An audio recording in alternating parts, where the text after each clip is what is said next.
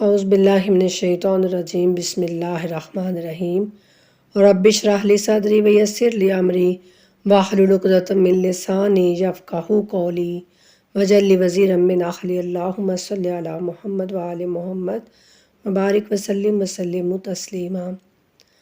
الحمدللہ آج ہم اپنے 19ویں پارے کا آغاز کر رہے ہیں۔ سورہ فرقان ہے، آیت نمبر 21۔ بسم اللہ الرحمن الرحیم۔ اور جو لوگ ہماری ملاقات کی امید نہیں رکھتے وہ کہتے ہیں کہ ہم پر فرشتے کیوں نازل نہیں کیے گئے یا ہم اپنے رب کو کیوں نہیں دیکھ لیتے۔ یہ لوگ اپنے خیال میں خود کو بہت بڑا سمجھ رہے ہیں اور بڑی حد تک سرکش ہو گئے ہیں، اور جس دن وہ فرشتوں کو دیکھیں گے تو ان مجرموں کے لیے مسرت کا دن نہ ہوگا، اور وہ فرشتے کہیں گے تمہارے لیے مسرت حرام ہے۔ پھر ہم ان کے کیے ہوئے عمل کی طرف توجہ کریں گے اور ان کے کیے ہوئے عمل کو اڑتی ہوئی خاک بنا دیں گے۔ یعنی جو مشرک لوگ جو کفر کرتے ہیں اور اللہ کو نہیں مانتے، تو اللہ کہتے ہیں کہ ان کے جو بھی اعمال ہوں گے وہ خاک کی طرح اڑ جائیں گے، اور اہل جنت اس دن بہترین ٹھکانے اور بہترین سکون کی جگہ میں ہوں گے، اور اس دن آسمان ایک بادل کے ذریعے پھٹ جائے گا اور فرشتے لگاتار نازل کیے جائیں گے۔ اس دن سچی بادشاہی صرف خدائے رحمان کی ہوگی، اور کفار کے لیے وہ بہت مشکل دن ہوگا۔ اور اس دن ظالم اپنے ہاتھوں کو کاٹے گا اور کہے گا کہ کاش میں نے رسول کے ساتھ راستہ اختیار کیا ہوتا۔ یعنی اس وقت جو مشرک اور کافر لوگ ہوں گے، جیسے ایک بڑی بے بسی کی حالت میں انسان جو ہے وہ تصور کرتا ہے اور اپنے جسم کو سمیٹتا ہے اور کرتا ہے، اس طرح سے وہ مثال اللہ دے رہے ہیں کہ اپنے ہاتھوں کو کاٹے گا اور یہ کہے گا کہ کاش میں اپنے رسول کی بات مان لیتا اور اس کے ساتھ راستہ اختیار کرتا۔ ہائے تباہی، کاش میں نے فلاں کو دوست نہ بنایا ہوتا۔ یعنی اگر یہاں پر کوئی انسان کوئی برا دوست بنا لے اور اس کے پیچھے لگ جائے تو پھر وہاں پر وہ یہ بھی کہے گا، اس نے مجھے نصیحت سے گمراہ کر دیا جبکہ میرے پاس نصیحت آ چکی تھی، اور انسان کے لیے شیطان بڑا ہی دغا باز ہے۔ اور رسول کہیں گے کہ اے میرے رب، میری قوم نے اس قرآن کو واقعی ترک کر دیا تھا، یعنی چھوڑ دیا تھا، فضول سمجھ لیا تھا۔ یہ رسول اللہ صلی اللہ علیہ وآلہ وسلم قیامت کے دن ہماری شکایت کریں گے اللہ سبحانہ و تعالیٰ کے سامنے کہ اللہ، میری اس امت نے، میری اس قوم نے اس قرآن کو فالو نہیں کیا، انہوں نے اس قرآن کو غیر اہم سمجھ لیا تھا، تو خدا را رحم کریں اپنے اوپر اور اس قرآن کو سمجھنے کی کوشش کریں اور اس کو فالو کریں۔ یہ ہمارے لیے ہدایت لے کے آیا ہے، یہ ہمیں گمراہیوں سے نکالنے کے لیے آیا ہے، اور اس طرح ہم نے ہر نبی کے لیے مجرمین میں سے بعض کو دشمن بنایا ہے، اور ہدایت اور مدد دینے کے لیے آپ کا رب کافی ہے۔ اور کفار کہتے ہیں کہ اس شخص پر قرآن یک بارگی نازل کیوں نہیں ہوا۔ یعنی مشرکین مکہ کہتے تھے کہ ایک ہی دفعہ آپ پر قرآن جو ہے وہ کیوں نازل نہیں ہوا۔ بات یہ ہے کہ اس طرح آہستہ اس لیے اتارا تاکہ اس سے ہم آپ کے قلب کو تقویت دیں، اور ہم نے اسے ٹھہر ٹھہر کر پڑھ کر سنایا ہے۔ اور یہ لوگ جب بھی آپ کے پاس کوئی مثال لے کر آئیں تو ہم جواب میں آپ کو حق کی بات اور بہترین وضاحت سے نوازتے ہیں۔ یعنی اللہ سبحانہ تعالیٰ کہتے ہیں کہ جب بھی یہ کوئی آپ کے پاس اس طرح کی کڑ حجتیاں لے کے آتے ہیں تو ہم آپ کو بہترین مثال دے کر ان کو سمجھا دیتے ہیں، وحی کے ذریعے ہم آپ کو بہترین جواب یعنی دیتے ہیں۔ یہ وہ لوگ ہیں جو اوندے منہ جہنم کی طرف دھکیلے جائیں گے، ان کا ٹھکانہ بہت برا ہے، اور وہ راہ حق سے بہت ہی دور ہو گئے ہیں۔ اور بے شک ہم نے موسیٰ کو کتاب عنایت فرمائی اور ان کے بھائی ہارون کو مددگار بنا کر ان کے ساتھ کر دیا۔ پھر ہم نے کہا تم دونوں اس قوم کی طرف جاؤ جنہوں نے ہماری آیات کی تکذیب کی ہے، چنانچہ ہم نے انہیں تباہ و برباد کر دیا۔ اور جب قوم نوح نے رسولوں کی تکذیب کی تو ہم نے انہیں غرق کر دیا اور انہیں لوگوں کے لیے نشان عبرت بنا دیا، اور ہم نے ظالموں کے لیے دردناک عذاب تیار کر رکھا ہے۔ اور یہی حشر عاد اور سمود اور اصحاب رس کا بھی ہوا ہے، اور ان کے درمیان بہت سی امتوں کا بھی، اور ان میں سے ہر ایک کو ہم نے مثالوں سے سمجھایا۔ دیکھا نا آپ نے، اللہ سبحانہ تعالیٰ کہتے ہیں یہ قرآن میں طرح طرح کی مثالیں ہیر پھیر کے میں تمہارے لیے اس لیے لے کے آتا ہوں تاکہ تم غور کرو، تاکہ تم سمجھو، ان سے نصیحت حاصل کرو۔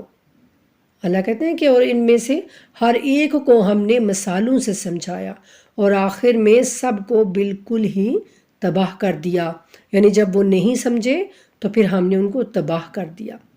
اور بے شک یہ لوگ اس بستی سے گزر چکے ہیں جس پر بدترین بارش برسائی گئی تھی، تو کیا انہوں نے اس کا حال نہ دیکھا ہوگا؟ بلکہ اس کے باوجود یہ دوبارہ اٹھائے جانے کی توقع ہی نہیں رکھتے، اور جب یہ لوگ آپ کو دیکھتے ہیں تو آپ کا مذاق ہی اڑاتے ہیں اور کہتے ہیں کیا یہی ہے وہ شخص جسے اللہ نے رسول بنا کر بھیجا ہے؟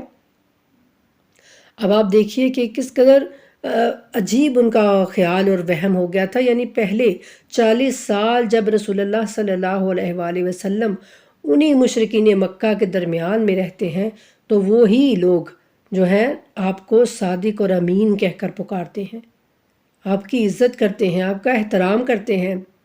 لیکن جب آپ اللہ کا پیغام ان تک پہنچاتے ہیں، جب آپ وحدہ اللہ شریک کہتے ہیں کہ یہ کہو لا الہ الا اللہ کہو، اللہ کے ساتھ کسی کو شریک نہ بناؤ، تو وہی لوگ رسول اللہ صلی اللہ علیہ وآلہ وسلم کا مذاق اڑانے لگتے ہیں۔ کبھی کہتے ہیں کہ ان پر جنون ہو گیا ہے، کبھی کہتے ہیں یہ جادوگر ہے، کبھی کہتے ہیں کہ یہ خود سے اپنے پاس سے گھڑ لیتا ہے، جبکہ کل تک جو وہ سب سے سچے تھے ان کے درمیان میں، تو آج وہ کہتے ہیں کہ یہ اپنے پاس سے گھڑ کے لے آتا ہے۔ اس طرح کی باتیں نعوذ باللہ۔ تو یوں اللہ کہتے ہیں کہ اس طرح سے پھر جب شیطان انسان کا دوست بن جاتا ہے نا، تو پھر وہ اس کو اسی طرح بہکاتا ہے۔ مشرکین مکہ نے بھی شیطان کو اپنا دوست بنا لیا تھا، اور پھر وہ ان کو طرح طرح کے وہ ڈھکوسلے بنا بنا کے کہتا تھا کہ یوں کہو، یوں کہو، یوں کہو۔ تو وہ رسول اللہ کا مذاق اڑایا کرتے تھے، اور اگر ہم اپنے معبودوں پر ثابت قدم نہ رہتے تو اس شخص نے تو ہمیں ان سے گمراہ ہی کر دیا ہوتا۔ یعنی وہ سمجھتے تھے کہ یہ جو ہمارے معبود ہیں نا، تو ان پر ہم ثابت قدم ہیں تو ہم سیدھے راستے پر ہیں، نعوذ باللہ۔ اور جب یہ لوگ عذاب کا مشاہدہ کریں گے، اللہ کہتے ہیں جب یہ عذاب کو دیکھ لیں گے تو اس وقت انہیں پتہ چلے گا کہ صحیح راستے سے گمراہ کون ہے، یعنی کس نے گمراہی کا راستہ چنا اور کس نے صحیح راستہ۔ تو مجھے بتاؤ جس نے اپنی خواہشات کو اپنا معبود بنا رکھا ہے۔ یہ دیکھیے کتنی بڑی آیت ہے نا۔ کسی بھی انسان کو نہیں، کسی بت کو نہیں، کسی سورج کو نہیں، چاند کو نہیں، بلکہ اللہ کہتے ہیں اپنی خواہشات کو، اپنے نفس کے پیچھے چلتا ہے۔ وہ کون ہے؟ ہم سب اپنے اپنے گریبانوں میں جھانکیں، کہیں وہ ہم ہی تو نہیں ہیں؟ ہم بھی قرآن کو چھوڑ دیتے ہیں، ہم بھی سنت رسول کو چھوڑ دیتے ہیں، اور ہم کہتے ہیں نہیں، جو ہمارا دل کرے گا نا ہم وہ کریں گے۔ ہم نہیں دیکھتے کہ ہمارے کسی بھی کام میں اللہ کا کیا حکم ہے، رسول کا کیا حکم ہے، وہ ساری چیزیں ہم پس پش ڈال دیتے ہیں۔ ہم سب اپنے اپنے گریبانوں میں جھانکیں، ہم سب اس آیت کے آئینے میں خود کو رکھ کے دیکھیں کہ ہم کہاں کھڑے ہیں۔ اللہ کہتے ہیں مجھے بتاؤ جس نے اپنی خواہشات کو اپنا معبود بنا رکھا ہے، کیا آپ اس شخص کے ضامن بن سکتے ہیں؟ استغفر اللہ۔ رسول اللہ صلی اللہ علیہ وآلہ وسلم سے کہا جا رہا ہے، جن کو ہم کہتے ہیں کہ وہ ہماری شفاعت کریں گے۔ ضامن کس کو کہتے ہیں؟ شفاعت کرنے والا ہی ضامن وہی ہوتا ہے نا جو کسی کی ضمانت دیتا ہے۔ تو ہم یہی سمجھتے ہیں نا کہ رسول اللہ صلی اللہ علیہ وآلہ وسلم ہماری ضمانت دیں گے، قیامت کے دن ہماری شفاعت کریں گے۔ تو اللہ کہتے ہیں کہ جس نے اپنی خواہشات کو اپنا رب بنا لیا ہو نا، اپنا معبود بنا لیا ہو، اپنا الہ بنا لیا ہو، تو پھر آپ اس شخص کے ضامن بن سکتے ہیں کیا؟ تو بتائیے آگے سے رسول اللہ کیا کہیں گے؟ رسول اللہ تو جناب عیسیٰ علیہ السلام کی طرح یہی کہیں گے نا کہ اللہ نہیں، تیری ذات پاک ہے، میں کیسے اس شخص کا ضامن بن سکتا ہوں جس نے تیرا شریک ٹھہرایا ہو، چاہے وہ اپنی نفس کو ہی کیوں نہیں؟ تو اللہ ہم سب کو ان آیتوں پر غور و فکر کرنے کی توفیق عطا کرے اور پھر ہمیں اس پر عمل پیرا بھی ہونے کی توفیق عطا کرے۔ یا کیا آپ خیال کرتے ہیں کہ ان میں سے اکثر سننے یا سمجھنے کے لیے تیار ہیں؟ نہیں، یہ لوگ تو محض جانوروں کی طرح ہیں، بلکہ ان سے بھی زیادہ گمراہ ہیں۔ استغفر اللہ۔ پیچھے اللہ سبحانہ تعالیٰ نے کیا کہا تھا، ہم نے کیا پڑھا تھا کہ جو لوگ اللہ کی آیات کو نہیں سنتے یا رسول آپ کی بات کو نہیں سنتے، تو اللہ نے ان کے کانوں پر اور ان کی آنکھوں پر اور ان کے دلوں پر اللہ نے مہر لگا دی ہے، اور وہ جانور ہیں، وہ جانوروں کی طرح ہیں۔ اور جہاں اللہ کہتے ہیں کہ وہ جانوروں کی طرح، بلکہ ان سے بھی زیادہ گے گزرے ہیں، ان سے بھی زیادہ گمراہ ہیں، جانوروں سے بھی زیادہ۔ جو ان آیات کو سنتا ہی نہیں، جو ان آیات میں غور و فکر نہیں کرتا، جو اللہ کی کتاب کو پس پشت ڈال دیتا ہے، جو رسول کی سنت کو سمجھنے کے لیے تیار ہی نہیں ہے، اللہ کہتے ہیں وہ جانوروں سے بھی زیادہ گئے گزرے ہیں۔ اللہ ہم سب پہ رحم کرے۔ اور کیا آپ نے نہیں دیکھا کہ آپ کا رب سائے کو کس طرح پھیلاتا ہے؟ اگر وہ چاہتا تو اسے ساکن بنا دیتا، پھر ہم نے سورج کو سائے کے وجود پر دلیل بنا دیا۔ یعنی جب سورج ہوتا ہے یا روشنی ہوتی ہے کہیں تو تب ہی سایہ بنتا ہے نا۔ اللہ کہتے ہیں ہر چیز کی ایک دلیل ہوتی ہے، دلیل کے بغیر کچھ بھی نہیں ہوتا، اور ان کے پاس کوئی بھی دلیل نہیں ہے کہ یہ ان کے معبود جو ہیں ان کے بارے میں ان کے پاس کوئی دلیل نہیں ہے۔ پھر ہم تھوڑا تھوڑا کر کے اسے اپنی طرف سمیٹ لیتے ہیں سورج کو، اور وہ وہی ہے جس نے تمہارے لیے رات کو پردہ اور نیند کو سکون اور دن کو مشقت کے لیے بنایا تاکہ تم رزق تلاش کرو۔ ہم نے کبھی سوچا کہ رات ہمارے لیے کس قدر پرسکون ہوتی ہے؟ دن کو ہم جتنا بھی سوئیں نا، لیکن رات کو جو سونا ہے وہ سکون کی نیند، آرام اور چین سے جو ہم سوتے ہیں نا، اس کا نعم البدل کچھ بھی نہیں ہے۔ ہم ایک ایک چیز کا، ایک ایک نعمت کا اللہ سبحانہ تعالیٰ کا ہم شکر ادا نہیں کر سکتے۔ اور وہی تو ہے جو ہواؤں کو خوشخبری کے طور پر اپنی رحمت کے آگے آگے بھیجتا ہے۔ سبحان اللہ۔ جب ہوائیں آتی ہیں، جب کبھی ایسے تو پھر لگتا ہے نا کہ اب بارش آنے والی ہے، پتہ چل جاتا ہے، اور ہم نے آسمان سے پاک کرنے والا پانی برسایا۔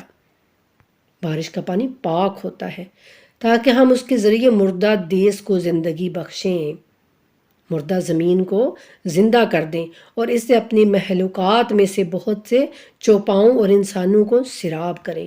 اور بے شک ہم نے اس پانی کو مختلف طریقوں سے ان کے درمیان پھرایا ہے تاکہ وہ نصیحت حاصل کریں، مگر اکثر لوگ انکار کے علاوہ کوئی بات قبول نہیں کرتے۔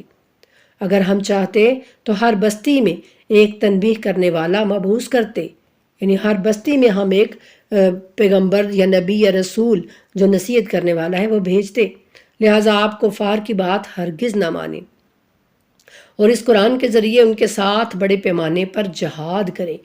اور اسی نے دو دریاؤں کو مخلوط کیا ہے، ایک شیریں مزیدار اور دوسرا کھارا کڑوا ہے۔ سبحان اللہ۔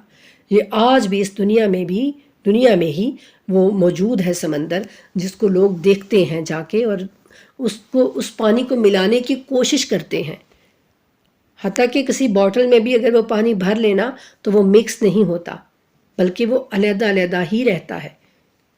تو یہ اللہ کی شان ہے۔ اللہ کہتے ہیں ایک کڑوا ہے اور ایک میٹھا ہے، اور ہم نے ان دونوں کو، یعنی وہ دونوں بالکل ساتھ ساتھ چل رہے ہیں، لیکن ان کے درمیان بالکل یعنی کوئی دیوار وغیرہ کچھ بھی نہیں ہے، لیکن ایک کا پانی اس طرف ہوتا ہے اور ایک کا پانی اس طرف ہوتا ہے۔ واضح طور پہ یہ نظر آتا ہے، یہ آپ اگر یوٹیوب پہ بھی سرچ کریں گے نا تو آپ کو مل جائے گا وہ سمندر جس میں کہ دو مختلف پانی ہیں۔ اور اللہ کہتے ہیں اور اس نے دونوں کے درمیان ایک حد فاصل اور مضبوط رکاوٹ بنا دیا، یعنی وہ رکاوٹ ایسی ہے جو ہمیں نظر نہیں آتی، وہ کوئی دیوار کی طرح سے نہیں ہے بیچ میں، ہمیں وہ نہیں نظر آتی، لیکن اللہ نے وہ حد فاصل ایک بنائی تو ہے نا، تبھی تو وہ پانی آپس میں، ورنہ آپ خود دیکھیں، آپ محسوس کریں ذرا کہ پانی اگر ہمارے پاس ایک اچھا پانی ایک برا پانی پڑا ہوا ہے، ہم جگ میں اگر ڈالیں گے تو وہ فوراً مکس ہو جائے گا، ہم اس کو علیحدہ علیحدہ نہیں کر سکتے۔ لیکن یہ اللہ سبحانہ و تعالیٰ کی ذات ہے کہ وہ سمندر ہیں، پانی ایک ساتھ گزر رہا ہے لیکن وہ آپس میں مکس نہیں ہوتا۔ اور وہی ہے جس نے پانی سے بشر کو پیدا کیا، پھر اس کو نسب اور سسرال والا بنایا، یعنی اس کا ایک حسب و نسب ہوتا ہے باپ دادا کی جانب سے، اور ایک پھر وہ سسرال جب اس کی شادی ہوتی ہے تو سسرال والا بن جاتا ہے وہ، اور آپ کا رب بڑی طاقت والا ہے۔ اور یہ لوگ اللہ کو چھوڑ کر ایسی چیزوں کی بندگی کرتے ہیں جو نہ تو انہیں نفع پہنچا سکتی ہیں اور نہ ضرر، اور کافر اپنے رب کے مقابلے میں دوسرے کافروں کی پشت پناہی کرتا ہے۔ اور اے رسول صلی اللہ علیہ وآلہ وسلم، ہم نے آپ کو صرف بشارت دینے والا اور تنبیہ کرنے والا بنا کر بھیجا ہے۔ کہہ دیجئے اس کام پر میں تم سے کوئی اجرت نہیں مانگتا۔ پیچھے بھی ہم نے پڑھا نا، ہر نبی نے یہی کہا کہ میں تم سے اس کام پر کوئی اجرت نہیں مانگتا۔ لیکن ایک جگہ ایسی آئے گی کہ جب رسول اللہ کو اللہ خود کہتے ہیں کہ اے میرے محبوب ان سے کہہ دیجئے کہ اگر مجھے اجرت دینا چاہتے ہو تو پھر کیا کرو، میرے قریبیوں سے محبت کرو، میرے قریبیوں سے مودت کرو، بس یہی مانگا ہے میرے رسول نے۔ اور یہاں اللہ سبحانہ تعالیٰ کہتے ہیں کہ آپ ان سے کہیں کہ میں تم سے کوئی اجرت نہیں مانگتا، مگر یہ چاہتا ہوں کہ جو شخص چاہے وہ اپنے رب کا راستہ اختیار کر لے۔ اور اے رسول صلی اللہ علیہ وآلہ وسلم، اس اللہ پر توکل کیجئے جو زندہ ہے اور اس کے لیے کوئی موت نہیں ہے، اور اس کی ثنا کے ساتھ تسبیح کیجئے، اور اپنے بندوں کے گناہوں سے مطلع ہونے کے لیے بس وہ خود ہی کافی ہے، جس نے آسمانوں اور زمین اور جو کچھ ان دونوں کے درمیان ہے سب کچھ کو 6 دنوں میں پیدا کیا، پھر عرش پر اقتدار قائم کیا۔ وہ نہایت رحم کرنے والا ہے، لہٰذا اس کے بارے میں کسی باخبر سے دریافت کیجیے۔ اور جب ان سے کہا جاتا ہے کہ رحمان کو سجدہ کرو تو وہ کہتے ہیں رحمان کیا ہوتا ہے؟ سبحان اللہ، دیکھیے رحمان یعنی جو سب سے زیادہ رحم کرنے والا ہے، جب انہیں کہا جاتا ہے کہ اس کو سجدہ کرو تو وہ کہتے ہیں وہ کون ہوتا ہے کہ ہم اسے سجدہ کریں جس کے لیے تو کہہ دے ہمیں؟ استغفر اللہ۔ پھر ان کی نفرت میں مزید اضافہ ہو جاتا ہے، یعنی اللہ نہیں، اللہ تو چلیے اللہ یعنی ان کو کوئی سمجھ نہیں آ رہی، لیکن وہ عرب لوگ ہیں اور ان کو کہا جا رہا ہے کہ رحمان کو سجدہ کرو جو تمہارے لیے رحمت ہی رحمت ہے، پھر بھی ان لوگوں کو سمجھ نہیں آ رہی، اور وہ کہتے ہیں کہ اے رسول ہم اس کو سجدہ کریں جس کو آپ ہمیں کہیں گے۔ استغفر اللہ۔ اور بابرکت ہے وہ ذات جس نے آسمان میں ستارے بنائے اور اس میں ایک چراغ اور روشن چاند بنایا، اور وہی ہے جس نے ایک دوسرے کی جگہ لینے والے شب و روز بنائے اس شخص کے لیے جو نصیحت لینا اور شکر ادا کرنا چاہتا ہے۔ اور رحمان کے بندے وہ ہیں جو زمین پر فروتنی سے دبے پاؤں چلتے ہیں، یعنی وہ بڑے ہی عاجزی کے ساتھ زمین پر چلتے ہیں، اور جب جاہل ان سے گفتگو کریں تو وہ کہتے ہیں کہ سلام، یعنی وہ ان سے کوئی پھر آگے یہ لڑائی جھگڑا نہیں کرتی اور بس کہتے ہیں کہ تم پر سلام ہو، اور وہ اس کی باتوں کو برداشت کر کے گزر جاتے ہیں۔ وہ ہوتے ہیں رحمان کے بندے۔ یہ نہیں کہ کوئی کسی نے تھوڑی سی بات کہہ دی تو ہاں میں تجھے ابھی بتاتا ہوں، میں تجھے ابھی دیکھ میں ابھی کیا کرتا کیا ہوں، اور جا کے وہ پستولیں لے آئے اور جا کے وہ تلواریں لے آئے اور وہ وہاں پہ لڑائی جھگڑے شروع کر دے۔ وہ نہیں ہے، وہ شیطان کے بندے ہیں، وہ طاغوت کے بندے ہیں۔ اللہ کہتے ہیں رحمان کے بندے وہ ہیں جو عاجزی کے ساتھ زمین پر چلتے ہیں، اور جب ان سے کوئی بری بات کہہ بھی دیتے ہیں نا تو وہ کہتے ہیں کہ تم پر سلام، اور جو اپنے رب کے حضور سجدے اور قیام کی حالت میں رات گزارتے ہیں، اور جو یوں التجا کرتے ہیں ہمارے رب ہمیں عذاب جہنم سے بچا، بے شک اس کا عذاب تو بڑی تباہی ہے، بے شک جہنم تو بدترین ٹھکانہ اور مقام ہے۔ اور یہ لوگ جب خرچ کرتے ہیں تو نہ اسراف کرتے ہیں اور نہ بخل کرتے ہیں۔ دیکھیے اللہ تعالیٰ کیسے ہمیں سمجھا رہے ہیں۔ ہم سوچتے ہیں کہ بس ہم کہاں اسراف کر رہے ہیں، ہم تو بس جتنا ہمیں اللہ نے دیا اس میں سے ہم خرچ کر رہے ہیں، ہم زیادہ تو نہیں کر رہے ہیں۔ اکثر ہماری باتیں یہ ہوتی ہیں، اگر کوئی ہمیں کہے نا کہ نہیں اس طرح سے نہیں، اس طرح سے کر لو، تو ہم کہتے ہیں ہم کو کون سا زیادہ ہم کوئی خرچ کر رہے ہیں. کسی بھی معاملے میں آپ دیکھ لیں، کسی بھی معاملے میں تو ہم دوسروں کو دیکھتے ہیں کہ وہ تو اتنا خرچ کر رہے ہیں، تو تھوڑا سا ہم بھی اگر کر لیتے ہیں تو یہ اسراف نہیں ہے. لیکن وہی اسراف ہے، وہی فضول خرچی ہے. اللہ کہتے ہیں کہ میرے بندے وہ ہیں کہ جب وہ خرچ کرنے پہ آتے ہیں نا تو نہ ہی فضول خرچی کرتے ہیں اور نہ ہی وہ کنجوسی کرتے ہیں، بلکہ ان کے درمیان اعتدال رکھتے ہیں، میانہ روی اختیار کرتے ہیں. اور یہ لوگ اللہ کے ساتھ کسی اور کو معبود بنا کر نہیں پکارتے. دیکھا نا آپ نے، کسی اور کو بھی معبود بنا کر نہیں پکارتے، اس طرح سے نہیں پکارتے جس طرح سے اللہ کو پکارنا چاہیے. مانگنا صرف اللہ سے چاہیے. ہر چیز، کچھ بھی آپ کو مانگنا ہو تو آپ اللہ سبحانہ و تعالیٰ سے مانگیں. جناب علی مرتضیٰ علیہ السلام کا ایک مجھے وہ قول یاد آ رہا ہے. آپ فرماتے تھے کہ اگر میرے جوتے کا تسمہ بھی ٹوٹ جائے تو واللہ میں اپنے رب سے مانگوں گا. یعنی توکل اپنے رب پہ رکھوں گا، اپنے اللہ سے ہی راز و نیاز کروں گا کہ اللہ مجھے یہ چیز چاہیے، کسی اور کے در پہ نہیں جاؤں گا. تو اللہ کہتے ہیں یہ لوگ اللہ کے سوا کسی اور کو معبود بنا کر نہیں پکارتے، اور جس جان کو اللہ نے حرام کیا ہے اسے قتل نہیں کرتے. یعنی ایسے ہی کسی کو قتل نہیں کر دیتے، چاہے وہ بچوں کا قتل ہو یا بڑوں کا، مگر جائز طریقے سے. یعنی کبھی کوئی ایسا ہو جائے کہ کسی نے کوئی قتل کر دیا ہے تو وہ قصاص لینا پڑے، تو پھر ظاہر ہے وہ قصاص جو اللہ نے واجب کیا ہے وہ لینا، یعنی ان کو پڑ جائے تو وہ لیتے ہیں، جائز طریقے سے وہ کرتے ہیں. اور نہ ہی وہ زنا کا ارتکاب کرتے ہیں، زنا کا ارتکاب بھی وہ نہیں کرتے.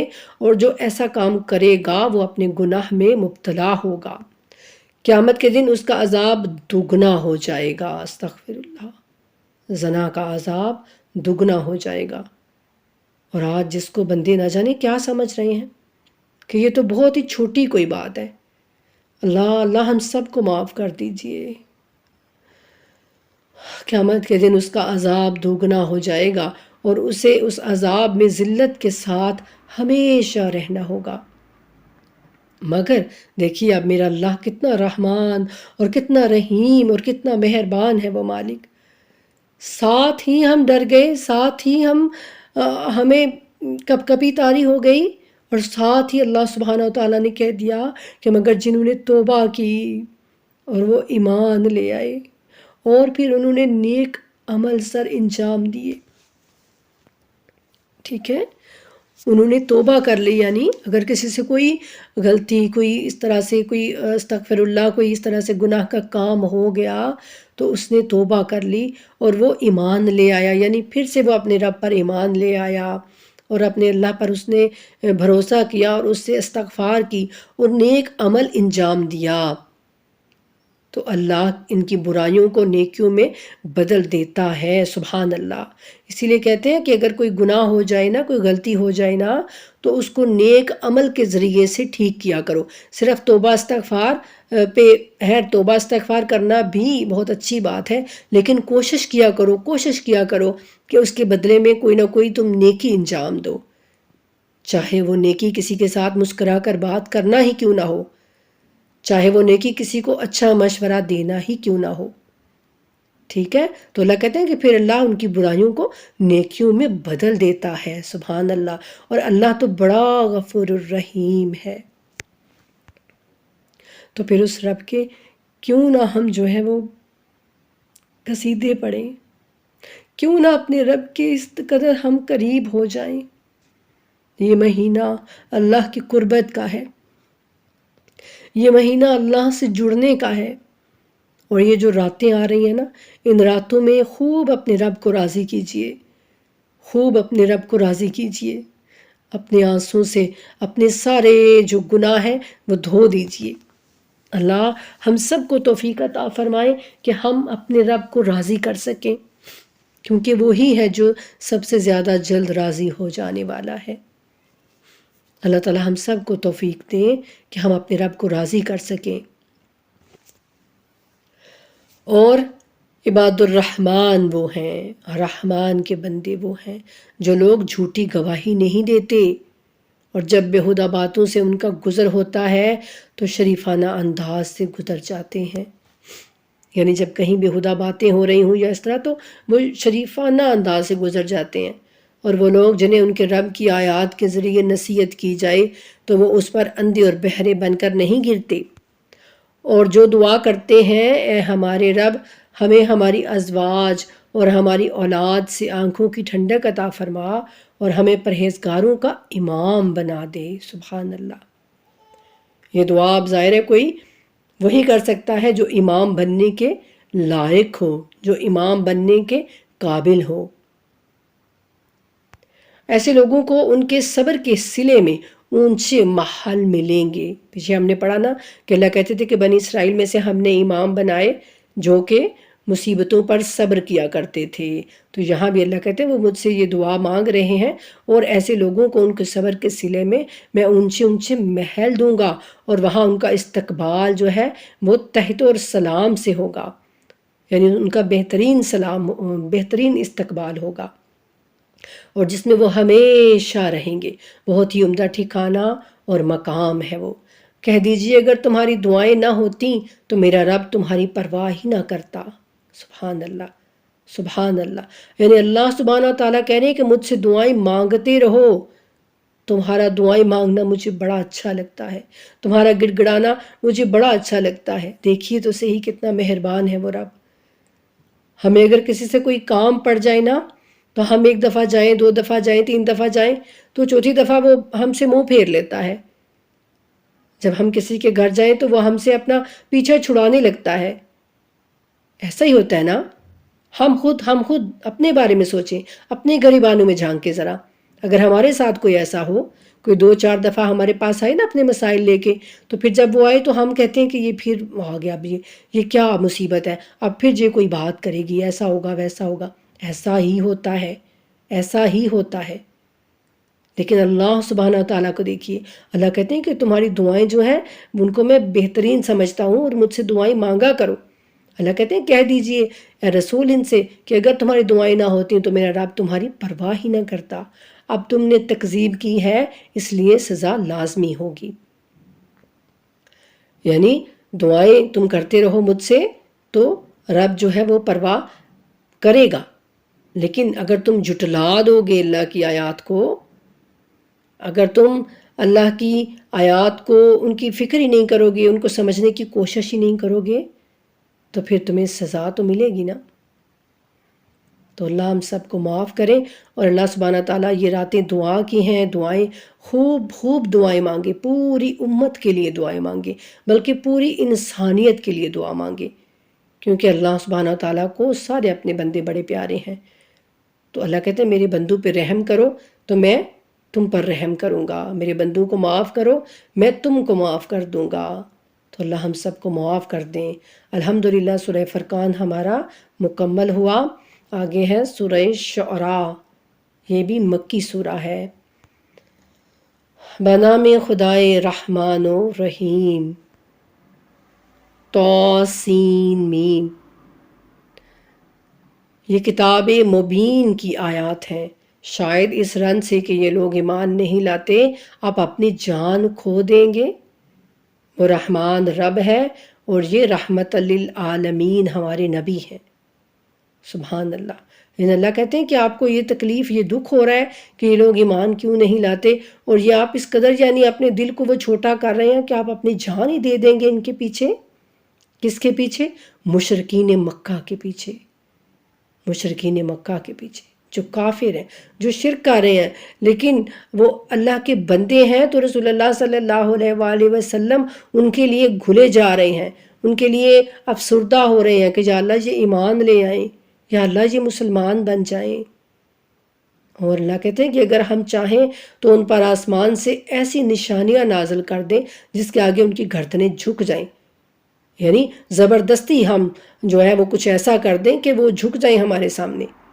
لیکن اللہ چاہتے ہیں کہ ایمان جو ہے نا وہ ہم سوچ سمجھ کے اپنے رب کو مانیں، سوچ سمجھ کے ہم اپنے رب کی طرف جائیں اور اس سے محبت کریں.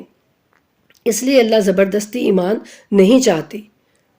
ورنہ ظاہر ہے اللہ اگر چاہتے ہیں تو سب کو ایک ہی امت بناتے، سب کو ایک ہی دین دیتے، جیسے اللہ کے فرشتے ہیں، اللہ جو چاہتے ہیں وہ وہی کرتے ہیں، ان کی اپنی کوئی مرضی نہیں ہے۔ لیکن اللہ سبحانہ تعالیٰ نے ہمیں بنایا کہ ہم خود مختار ہیں، ہمیں اللہ نے وہ راستے بھی دکھا دیے کہ دیکھو یہ جنت کا راستہ ہے اور یہ جہنم کا راستہ ہے، یہ صراط مستقیم ہے اور یہ ضلالت کا راستہ ہے۔ اب چننا تم نے خود ہے، تم خود غور کرو، فکر کرو۔ اللہ نے ہدایات کے لیے ہمارے پاس انبیاء بھیجے، اللہ نے ہدایات کے لیے ہمارے پاس یہ کتاب بھیجی جو بہترین کتاب ہے، تو اب راستہ ہم نے خود چننا ہے۔ اللہ کہتے ہیں اور ان کے پاس رحمان کی طرف سے جو بھی تازہ نصیحت آتی ہے تو یہ اس سے منہ موڑ لیتے ہیں، یہ جھٹلا کر بیٹھے ہیں، تکذیب کرتے ہیں۔ تو جس چیز کا یہ لوگ مذاق اڑاتے تھے اب عنقریب اس کی خبریں آنے والی ہیں۔ کیا انہوں نے کبھی زمین کی طرف نہیں دیکھا کہ ہم نے اس میں کتنی وافر مقدار میں ہر قسم کی نفیس نباتات اگائی ہیں؟ اس میں یقیناً ایک نشانی ضرور ہے، مگر ان میں سے اکثر نہیں مانتے۔ یعنی جب انسان کوئی اس میں ڈالتا ہے کوئی چیز بیج وغیرہ تو اللہ سبحانہ تعالیٰ ہی ہے نا جو اگاتے ہیں، انسان تو نہیں اگا سکتا نا۔ انسان تو زمین میں دانہ ڈال سکتا ہے، اس کو پانی دے سکتا ہے، لیکن جو پودا اگنا ہے وہ اللہ کی مشیت اور اللہ کی مرضی کے ساتھ اگنا ہے۔ ایسا ہی ہے نا، دانے کو پھاڑ کے جو اس میں سے پودا نکالتا ہے وہ اللہ سبحانہ تعالیٰ کی ذات ہے، انسان کے بس کی بات نہیں ہے۔ انسان کے بس کی بات بس یہیں تک ہے کہ وہ زمین کھودے، اس میں بیج ڈالے، اس کو پانی دے اور بس۔ تو اللہ کہتے ہیں کہ پھر جو نباتات اگتی ہے نا اس میں یقیناً ایک نشانی تو ضرور ہے نا تمہارے پاس، کہ کوئی تو ہے جو اس کو اگاتا ہے، کوئی تو ہے جو تمہارے لیے یہ سب کچھ پیدا کرتا ہے، اور یقیناً آپ کا رب ہی بڑا غالب آنے والا اور رحم کرنے والا ہے۔ اور وہ وقت یاد کریں جب آپ کے رب نے موسیٰ کو پکارا اور کہا کہ آپ ظالم لوگوں کے پاس جائیں، یعنی فرعون کی قوم کے پاس، کیا وہ ڈرتے نہیں؟ موسیٰ نے عرض کی میرے رب مجھے اس بات کا خوف ہے کہ وہ میری تکذیب کریں گے اور میرا سینہ تنگ ہو رہا ہے اور میری زبان نہیں چلتی، سو تو ہارون کو پیغام بھیج کہ میرا ساتھ دیں، اور ان لوگوں کے لیے میرے ذمے ایک جرم کا دعویٰ بھی ہے، لہٰذا مجھے خوف ہے کہ وہ مجھے قتل کر دیں گے۔ یعنی وہ جب کوئی دو لڑائی کر رہے تھے تو ایک جو ہے وہ اسرائیل یعنی بنی اسرائیل کا بندہ تھا اور ایک جو ہے وہ فرعون کا بندہ تھا، تو ان میں سے جب فرعون کے بندے کو آپ نے ایک تھپڑ مارا تو وہ وہیں پر مر گیا، تو اسی قتل کے پھر آپ ڈر سے وہ ہے آپ چھوڑ کے چلے گئے تھے مصر، تو وہ کہہ رہے ہیں کہ میرے ذمے تو ان کا ایک جرم بھی ہے، تو اس لیے مجھے جو ہے وہ شاید قتل کر دیں۔ تو اللہ سبحانہ تعالیٰ نے فرمایا کہ ہرگز نہیں، آپ دونوں ہماری نشانیاں لے کر جائیں کہ ہم آپ کے ساتھ سنتے رہیں گے۔ آپ دونوں فرعون کے پاس جائیں اور اس سے کہیں ہم رب العالمین کے رسول ہیں کہ تو بنی اسرائیل کو ہمارے ساتھ بھیج دے۔ فرعون نے کہا کیا میں نے تجھے بچپن میں اپنے ہاں نہیں پالا؟ یعنی جناب موسیٰ سے اس نے کہا کہ میں نے ہی تو تم کو پالا بچپن میں، اور تو نے اپنی عمر کے کئی سال ہمارے ہاں بسر کیے، اور تو کر گیا اپنی وہ کرتوت جو کر گیا، اور تو ناشکروں میں سے ہے۔ یعنی وہی وہ یاد کروا رہے کہ تو وہ قتل کر کے تو چلا گیا تھا اور میں نے تجھے پالا تو اب تو میرا شکر ادا نہیں کرتا، وہ یہ کہنا چاہ رہا تھا فرعون۔ تو موسیٰ نے کہا ہاں اس وقت وہ حرکت مجھ سے سرزد ہو گئی تھی اور میں خطا کاروں میں سے تھا۔ یعنی جان بوجھ کر تو جناب موسیٰ نے وہ قتل نہیں کیا تھا نا، جناب موسیٰ نے وہ جان بوجھ کے نہیں کیا تھا، لیکن آپ نے اس کو ایک تھپڑ مارا اور وہ اس تھپڑ سے ہی مر گیا۔ تو یوں کہہ رہے ہیں جناب موسیٰ کہ ہاں وہ مجھ سے حرکت جو ہے وہ سرزد ہو گئی تھی اور میں خطا کاروں میں سے تھا، یعنی بھول چوک ہو گئی تھی، میں جانتا تو نہیں تھا کہ وہ میرے تھپڑ سے مر جائے گا، اسی لیے جب میں نے تم لوگوں سے خوف محسوس کیا تو میں نے تم سے گریز کیا، پھر میرے رب نے مجھے حکمت عنایت فرمائی اور مجھے رسولوں میں سے قرار دیا۔ یعنی میں تمہارے خوف سے ہی پھر تو یہاں سے ڈر کے تو چلا گیا تھا نا مدین، پھر میرے رب نے مجھے جو ہے وہ حکمت عطا فرمائی، مجھے نبوت عطا فرمائی، تو اب میں دوبارہ آیا ہوں۔ اور تم مجھ پر اس بات کا احسان جتاتے ہو کہ تم نے بنی اسرائیل کو غلام بنائے رکھا ہے، یہ تو غلامی تھی، احسان نہیں تھا۔ یعنی تم نے اگر مجھے پالا تو یہ بھی تمہاری غلطی تھی نا، نہ تم بنی اسرائیل پر جو ہے ظلم کرتے، نہ ان کے لڑکوں کو قتل کرتے، اور نہ میری ماں کو یہ مصیبت برداشت کرنا پڑتی اور وہ مجھے پانی میں بہاتی اور تم مجھے اٹھا کے پالتے؟ تو کہتے یہ کوئی احسان نہیں تھا تمہارا؟ فرعون نے کہا اور رب العالمین کیا ہے؟ سبحان اللہ۔ جناب موسیٰ نے جب کہا نا کہ میں رب العالمین کا رسول ہوں، تو اب فرعون پوچھ رہے کہ رب العالمین کیا ہے؟ وہ تو خود رب بنا بیٹھا تھا نا، اور بلکہ وہ خود تو رب تھا ہی، لیکن ان کا یہ شیوا تھا کہ بہت سارے رب انہوں نے بنائے ہوئے تھے کہ یہ جی ہماری چیزیں اناج اگانے کا رب ہے، یہ سورج نکالتا ہے، یہ چاند نکالتا ہے، یعنی اس طرح کہ انہوں نے نعوذ باللہ مختلف رب بنائے ہوئے تھے، اور وہ خود بھی کہتا تھا کہ میں بھی ایک رب العالی ہوں۔ تو جب رب العالمین یعنی ہر چیز تمام عالمین کا رب جب جناب موسیٰ نے کہا نا، تو اب فرعون جو ہے وہ ذرا اس کو عجیب لگا، اور اس نے کہا کہ رب العالمین کیا ہے؟ موسیٰ نے کہا آسمانوں اور زمین اور جو کچھ ان دونوں کے درمیان ہے سب کا رب، اگر تم یقین کرنے والے ہو تو، یعنی ہر چیز کا وہ رب ہے۔ فرعون نے اپنے ارد گرد کے درباریوں سے کہا کیا تم سنتے نہیں ہو؟ یعنی ایک جیسے کوئی مذاقن اس کو لگانا، اور اس نے مذاق سے کہا کہ کیا تم سن رہے ہو موسیٰ کی بات؟ موسیٰ نے کہا وہ تمہارا اور تمہارے پہلے باپ دادا کا بھی رب ہے۔ سبحان اللہ۔ یعنی ابھی وہ اس بات کو ہی فیس نہیں کر پا رہا تھا کہ وہ یعنی ہم سب کا رب ہے۔ تو یہاں ایک جناب موسیٰ نے ایک اور چوٹ لگائی کہ وہ صرف تمہارا ہی نہیں بلکہ تمہارے باپ دادا کا بھی وہ رب ہے۔ فرعون نے لوگوں سے کہا جو رسول تمہاری طرف بھیجا گیا ہے وہ دیوانہ ہے۔ استغفر اللہ۔ یعنی جب کوئی جواب نہیں بن پڑتا نا تو پھر یہی بکتے تھے مشرک لوگ کہ یہ دیوانہ ہے، یہ مجنون ہے، یہ جادوگر ہے۔ تو موسیٰ نے بھی یہی کہا، فرعون نے بھی یہی کہا۔ تو جناب موسیٰ نے کہا کہ وہ مشرق و مغرب اور جو کچھ ان دونوں کے درمیان ہے ان سب کا رب ہے اگر تم عقل رکھتے ہو۔ سبحان اللہ۔ یعنی وہ غصے میں تل ملا رہا ہے، لیکن دیکھیے کہ جناب موسیٰ اس کے اوپر چوٹ پہ چوٹ لگائے جا رہے ہیں۔ پہلے کہا کہ وہ رب العالمین ہے، جب اس نے پوچھا وہ کیا، تو کہا کہ جو کچھ آسمانوں اور زمین کے درمیان ہے اور آسمانوں اور زمین سب کا وہ مالک ہے، پھر تمہارے باپ دادا کا بھی وہ رب ہے، اور آپ کہہ رہے ہیں کہ وہ مشرق اور مغرب اور جو کچھ ان دونوں کے درمیان ہے اس کا بھی وہ رب ہے اگر تم عقل رکھتے ہو۔ پھر انہوں نے کہا اگر تم نے میرے علاوہ کسی اور کو معبود بنایا تو میں تمہیں قیدیوں میں شامل کروں گا، یعنی قید ہونے کی وہ سزا دینے کے لیے کہہ رہا ہے جناب موسیٰ کو۔ تو موسیٰ علیہ السلام نے کہا اگر میں تیرے پاس واضح چیز معجزہ لے آؤں تو؟ پھر انہوں نے کہا اگر تم سچے ہو تو اسے لے آؤ۔ پس موسیٰ نے اپنا عصا ڈال دیا تو وہ دفعتاً فوراً وہ نمایاں اژدہا بن گیا، ایک بہت بڑا سانپ بن گیا، اژدہا بن گیا۔ اور گریبان سے جب آپ نے اپنا ہاتھ نکالا تو وہ تمام ناظرین کے لیے چمک رہا تھا، جیسے اس میں آگ لگ جاتی ہے نا، اس طرح سے وہ ہاتھ آپ کا چمکتا تھا، جیسے کوئی آگ یعنی اس میں آگ لگی ہوتی ہے، اس طرح سے یہ بھی ایک آپ کا معجزہ تھا۔ تو پھر انہوں نے اپنے گرد و پیش کے درباریوں سے کہا یقیناً یہ شخص بڑا ماہر جادوگر ہے۔ پہلے اس نے کیا کہا تھا کہ یہ دیوانہ ہے، اب اس نے کیا کہا یہ جادوگر ہے۔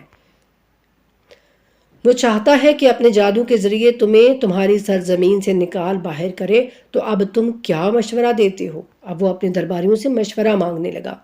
وہ کہنے لگے اسے اور اس کے بھائی کو مہلت دو اور شہروں میں ہرکارے بھیج دو، یعنی ان کو کہو کہ ٹھیک ہے ہم بھی کچھ انتظام کر لیں، تو شہروں میں ہرکارے بھیجو، لوگوں کو اکٹھا کرو اور جادوگر بلاؤ کہ وہ تمام ماہر جادوگروں کو تمہارے پاس لے آئیں۔ چنانچہ مقررہ دن کے مقررہ وقت پر جادوگر جمع کر لیے گئے۔ وہ ان کا کوئی عبادت کا ایک دن ہوا کرتا تھا، تو اس دن وہ جو ہے وہ سب لوگ بھی جمع ہوتے تھے۔ تو اس وقت انہوں نے کہا کہ یہ مقابلہ بھی ہوگا، تو سارا تاکہ پتہ چل جائے کہ ان کے لحاظ سے تو وہ جو ہے وہ سمجھتے تھے کہ ہم جو ہے وہ حق پر ہیں نا، اور ہم جو ہے وہ جناب موسیٰ علیہ السلام کو مات دے دیں گے، تو اس لیے وہ یہ سب کر رہے تھے۔ اور لوگوں سے کہا گیا کہ تم سب جمع ہو جاؤ گے، شاید ہم جادوگروں کے پیچھے چلیں اگر یہ لوگ غالب رہیں، یعنی ہم پھر جادوگروں کی بات مانیں گے اگر جادوگر غالب آ گئے تو۔ جب جادوگر آ گئے تو فرعون سے کہنے لگے اگر ہم غالب رہے تو ہمارے لیے کوئی صلہ بھی ہوگا، یعنی کیا انعام دے گا تو ہمیں؟ فرعون نے کہا ہاں، اور اس صورت میں تو تم مقربین میں سے ہو جاؤ گے، یعنی تم میرے بہت ہی کوئی وزیر مشیر بن جاؤ گے۔ موسیٰ نے ان سے کہا تمہیں جو پھینکنا ہے پھینکو، یعنی جو بھی جادو تم نے کرنا ہے کر دو، جادوگروں سے کہا۔ انہوں نے اپنی رسیاں اور لاٹھیاں ڈال دی اور کہنے لگے فرعون کے جاہ و جلال کی قسم، استغفر اللہ، فرعون کے جاہ و جلال کی قسم کہ بے شک ہم ہی غالب آئیں گے۔ جادوگروں نے یہ کہا پہلے۔ پھر موسیٰ نے اپنا عصا ڈال دیا تو اس نے دفعتاً ان کے سارے خود ساختہ دھندے کو نگل لیا، یعنی جو بھی انہوں نے وہ بنائے ہوئے تھے نا، ان کے رسیاں، وہ سارا کچھ جو سانپوں کی طرح لوگوں کو چلتی نظر آ رہی تھیں، وہ سب جو ہے وہ اژدہا کھا گیا۔ اس پر تمام جادوگر سجدے میں گر پڑے۔ انہیں حق کا پتہ چل گیا، انہیں پتہ چل گیا تھا کہ جو ہم نے کیا ہے وہ جادو تھا، اور جو موسیٰ کر رہے ہیں وہ جادوگر نہیں ہے، وہ معجزہ ہے، اور وہ حقیقتاً میں اللہ کے رسول ہیں۔ انہیں پتہ چل گیا تھا، تو وہ کہنے لگے کہ ہم عالمین کے رب پر ایمان لے آئے، موسیٰ اور ہارون کے رب پر۔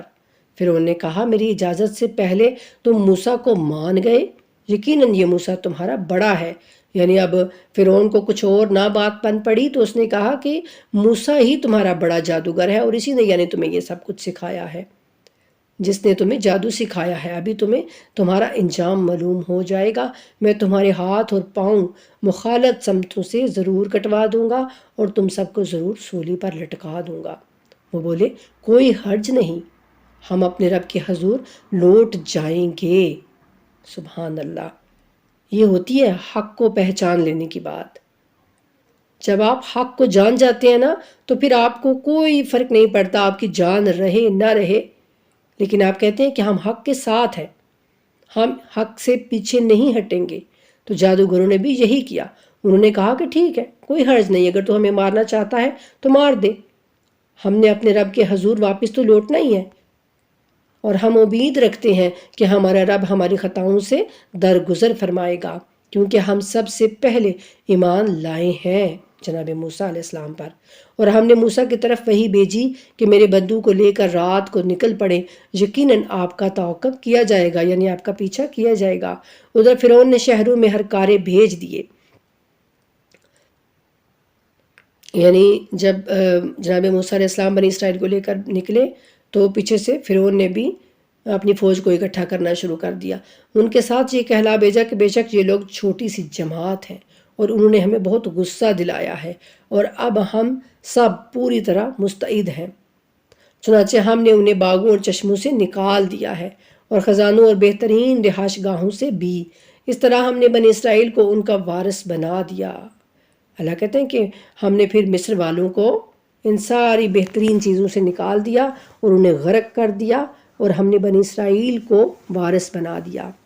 چنانچہ صبح ہوتے ہی فرعون کے لوگ ان کے تعاقب میں نکل پڑے، اور جب دونوں گروہ ایک دوسرے کو دکھائی دینے لگے تو موسیٰ کے ساتھیوں نے کہا ہم تو پکڑے جانے والے ہیں، یعنی اب پیچھے سے وہ فوج آ رہی ہے اور آگے جو ہے وہ سمندر ہے۔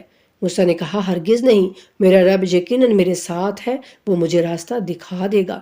پھر ہم نے موسیٰ کی طرف وحی کی کہ اپنا عصا سمندر پر مارے، چنانچہ سمندر پھٹ گیا اور اس کا ہر حصہ عظیم پہاڑ کی طرح ہو گیا، اور وہاں ہم نے دوسرے گروہ کو بھی نزدیک کر دیا، یعنی وہ آگے آگے گزر رہے تھے تو دوسرا بھی اب نزدیک آ گیا، اور اس نے بھی سوچا کہ میں بھی گزر جاؤں گا۔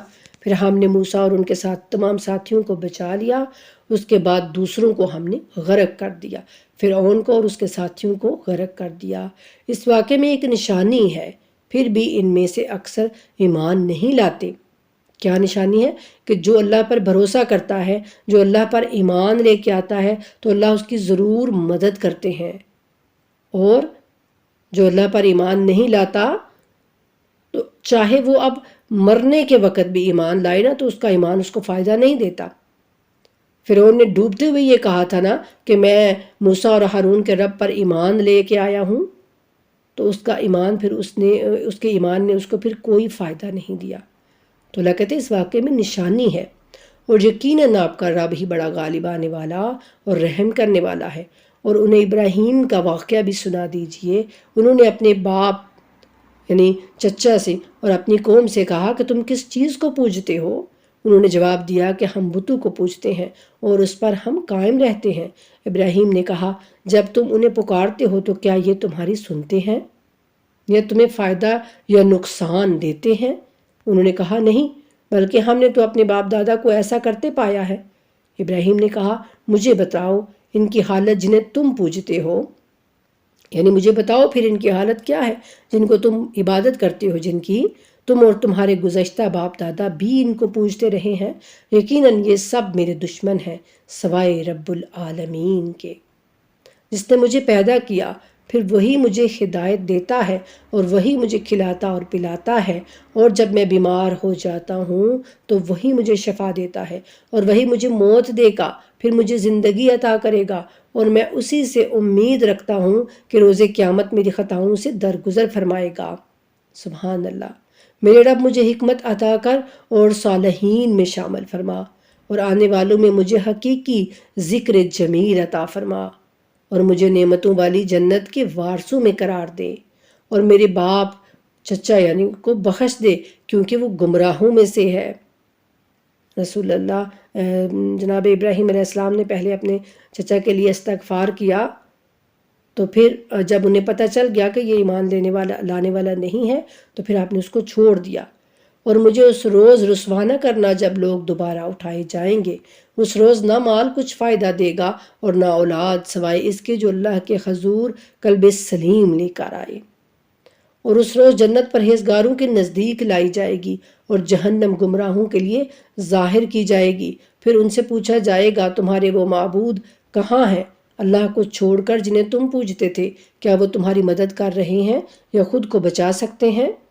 چنانچہ یہ خود اور گمراہ لوگ منہ کے بل جہنم میں گرا دیے جائیں گے۔ استغفر اللہ۔ یہ جو ان کو پوجتے تھے وہ بھی اور جن کو پوجتے تھے وہ بھی، گمراہ لوگ خود بھی یہ اور جن کو یہ پوجتے تھے وہ بھی، اللہ کہتے ہیں جہنم میں گرا دیے جائیں گے، اور سارے ابلیسی لشکر سمیت۔ اور وہ اس میں جھگڑتے ہوئے کہیں گے کہ قسم با خدا ہم تو صریح گمراہی میں تھے جب ہم تمہیں رب العالمین کے برابر درجہ دیتے تھے۔ استغفر اللہ۔ اب یہاں دیکھیے نا آپ نے، یہاں ہے انسانوں کی بات ہو رہی ہے کہ وہ سب جو جھگڑتے تھے آپس میں جھگڑیں گے، باتیں کریں گے آپس میں اور کہیں گے کہ ہم تو تمہیں رب العالمین کے برابر درجہ دیتے تھے۔ تو اللہ ہم سب کو ایسے لوگوں کو فالو کرنے کی توفیق دے جو اللہ کے نزدیک بہت ہی اعلیٰ درجہ رکھتے ہیں۔ اور پھر وہ کہیں گے کہ اور ہمیں تو ان مجرموں نے گمراہ کیا ہے، آج ہمارے لیے نہ تو کوئی شفاعت کرنے والا ہے اور نہ کوئی سچا دوست ہے، کاش ہمیں ایک مرتبہ پھر پلٹنے کا موقع مل جاتا تو ہم مومنین میں سے ہوتے۔ یقیناً اس میں ایک نشانی ہے لیکن ان میں اکثر ایمان نہیں لاتے، اور یقیناً آپ کا رب ہی غالب آنے والا اور رحم کرنے والا ہے۔ نوح کی قوم نے بھی پیغمبروں کی تکذیب کی جب ان کی برادری کے نوح نے ان سے کہا کیا تم اپنا بچاؤ نہیں کرتے؟ وما علینا الا البلاغ المبین۔ نصف تک ہمارا یہ پارہ ہو چکا ہے، تو اب نصف سے آگے انشاءاللہ پھر پڑھتے ہیں۔ اللہم صلی علی محمد وآل محمد وعجل فرجہم وفرجنا بہم برحمتک یا ارحم الراحمین، آمین ثم آمین یا رب العالمین۔